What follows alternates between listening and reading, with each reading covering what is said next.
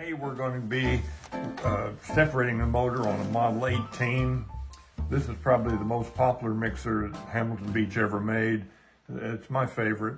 It has the top nod on the bearing in the top, which distinguishes it from all the mixers after that. They were all dome top. Anyway, the 18 came out in 1929, and it ran until 1940 when it was replaced by the Model 30. Today we're going to be separating the motor. This is not necessarily getting into the technical parts of it, but to start with, you need to separate a motor. There will be further videos on technical things like working on the motor and everything, but the first step is you need to get the motor off of the stand and separated, get the two parts separated. So the first thing you do with these is to get it where you can work on it. Remove the two bolts that hold the motor to the stand. These are very valuable. One thing that people like about these, there are so many different ones. There's,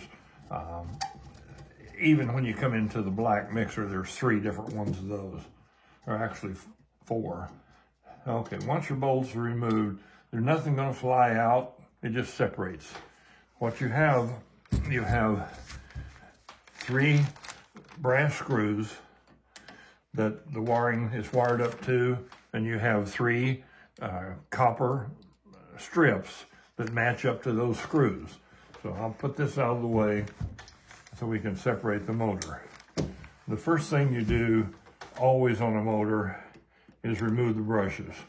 If you try to take it apart with the brushes still in there, the normal thing will be you'll break the brushes. You'll have a spring and a brush. The brush is in good condition. It's probably 75–80% at least ready for use. So you probably never have to change that brush out in your lifetime.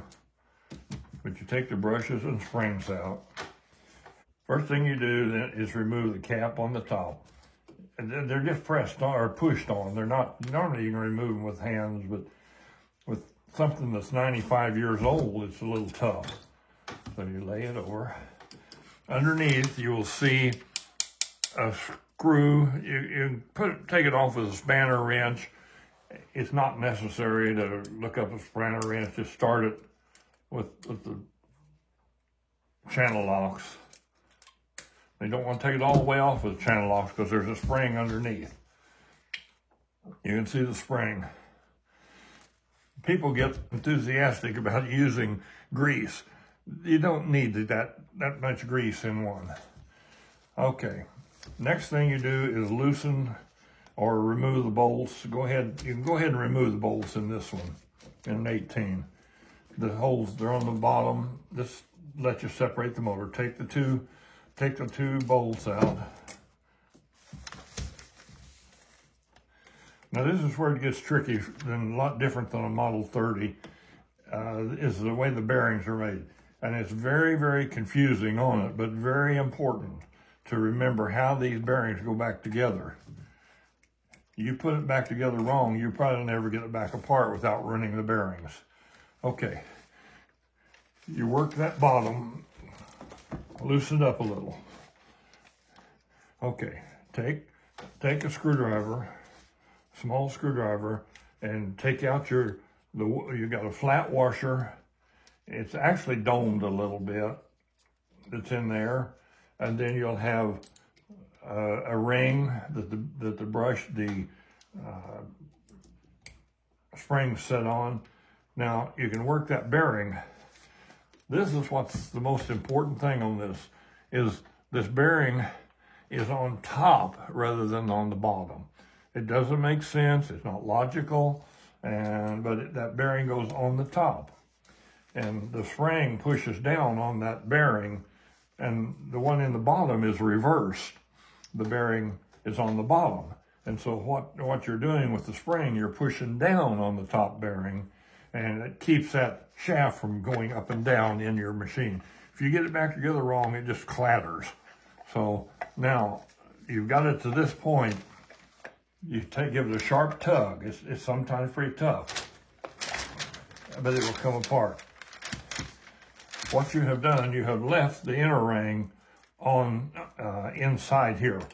The balls is inside. Oh, they're there. Lost them. Okay. That's all there is to separating the motor. But very, very important that you get that back together right. Occasionally you'll run into another one, which I have on the shop downstairs, is this one. You'll notice the difference.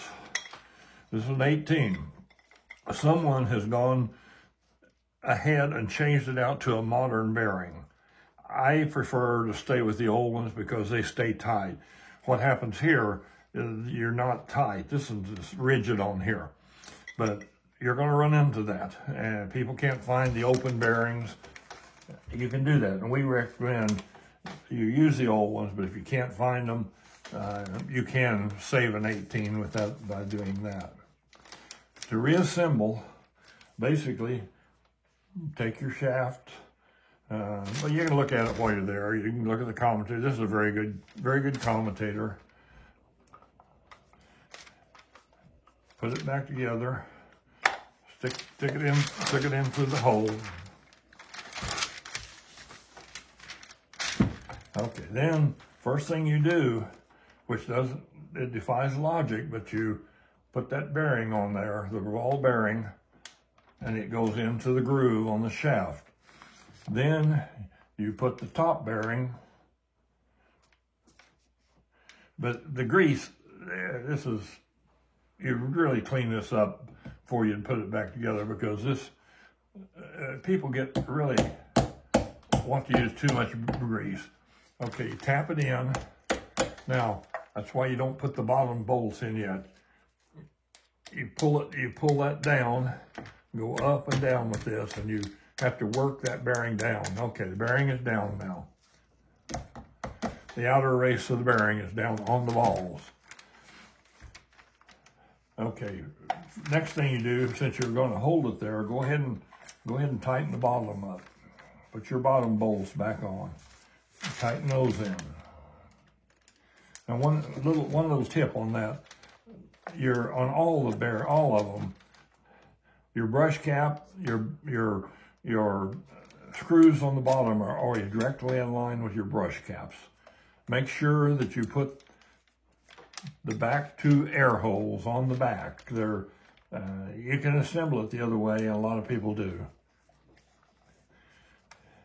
But if you get one of these that the bearing is put in backward, there's a good possibility you'll never get it back apart.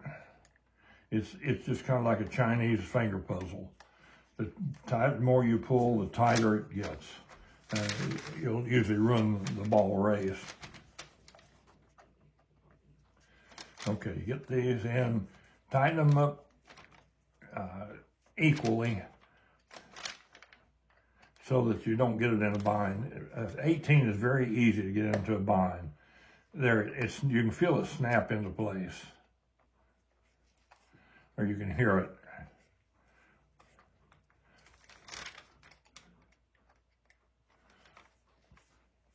Okay, now you're ready to assemble.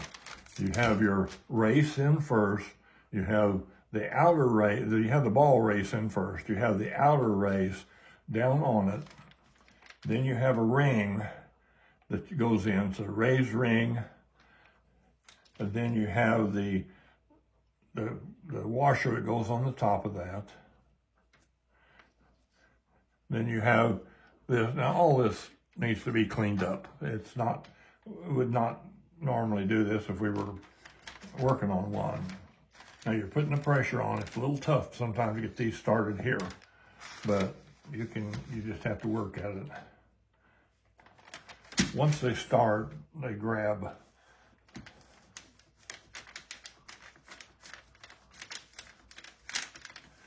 Tighten it down with the channel locks or spanner wrench. You're not going to scar it.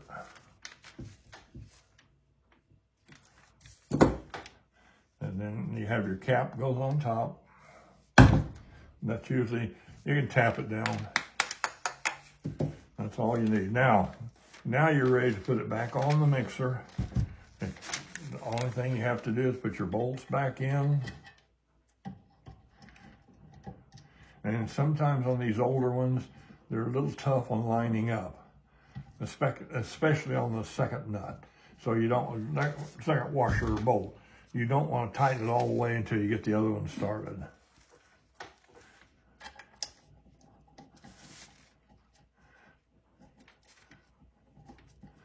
Getting them matched up is sometimes a little tough. Don't be afraid to tackle these. These mixers were made to be repaired. They weren't throwaway mixers at the time. They were made to be repaired. And we have all the parts that you would ever need to fix one of these. But you tighten that both sides up.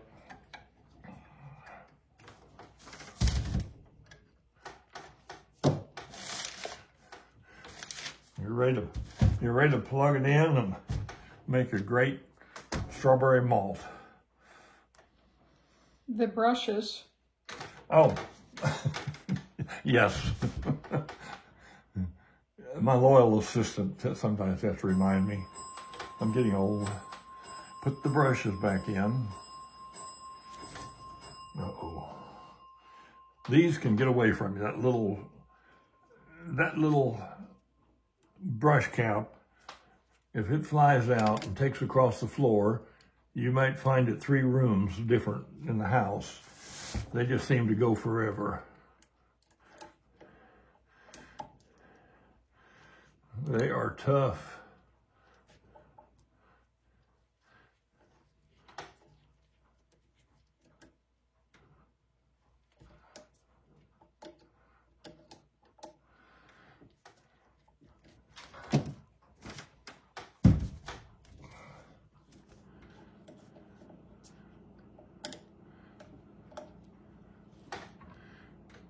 So you sometimes get these started in there right, back them up till you flip over the notch where it starts, and you'll feel it click, and then you can tighten them up.